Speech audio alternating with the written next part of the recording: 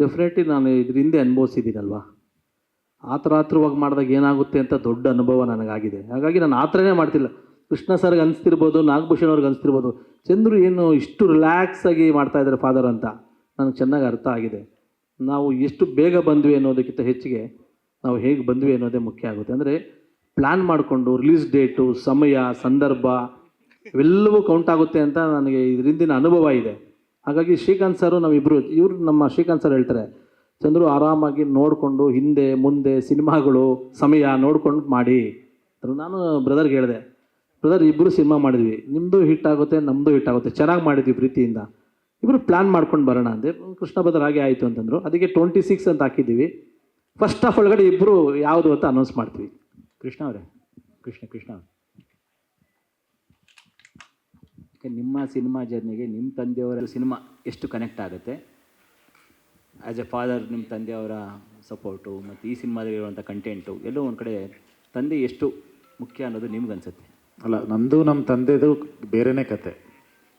ಅಂದರೆ ಆ ಎಮೋಷನ್ನು ಅಥವಾ ಒಂದು ಬಾಂಡಿಂಗು ಬೇರೆಯೇ ಇದೆ.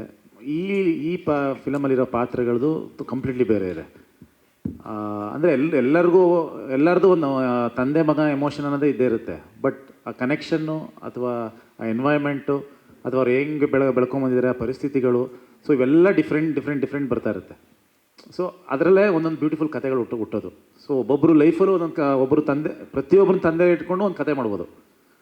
ಸೊ ಇದರಲ್ಲಿ ತುಂಬ ಯೂನೀಕ್ ಆಗಿದೆ ಈ ಪಾತ್ರದಲ್ಲಿ. ಆ ಥರದೊಂದು ಯೂನೀಕ್ ವಿಷಯ ಬರುತ್ತೆ. ಇನ್ಫ್ಯಾಕ್ಟ್ ನಂದು ನಮ್ಮ ತಂದೆದು ಒಂದು ಎಮೋಷನ್ ಇಟ್ಕೊಂಡೇ ಒಂದು ಕತೆ ಮಾಡಿದ್ದೆ ನಾನು. ಆಗ 2008-9 ಒಂದು ಕತೆ ಮಾಡಿದ್ದೆ. ಅದನ್ನು ನಾನು ಸಿದ್ಧಲಿಂಗಯ್ಯ ಅವ್ರಿಗೆ ಒಂದ್ಸಲಿ ನರೇಟ್ ಮಾಡಿದ್ದೆ, ಡೈರೆಕ್ಟರ್ ಇದ್ರಲ್ಲ. ಸೊ ಅವ್ರಿಗೆ ನರೇಟ್ ಮಾಡಿ ಅವರು ಫುಲ್ ಎಮೋಷ್ನಲ್ ಆಗಿಬಿಟ್ಟು ಅದನ್ನು ತುಂಬ ಚೆನ್ನಾಗಿದೆಪ್ಪ ಕತೆ ಇದು ಹಂಗೆ ಅಂತೆಲ್ಲ ಹೇಳಿದರು. ಆಗ ಅದನ್ನೇನು ಮಾಡಲಿಲ್ಲ. ಬಟ್ ಅಂದರೆ ಒಂದು ಇನ್ಸ್ಪಿರೇಷನ್ ಬೇಕಲ್ಲ, ನಮಗೂ ಒಂದು ಕತೆ ಬರೆಯೋಕ್ಕೆ ಬರುತ್ತೆ ಅನ್ನೋದೊಂದಕ್ಕೆ. ಸೊ ಅದಕ್ಕೆ ಒಂದು ಆ ಥರದೊಂದು ಮಾಡಿದ್ದೆ.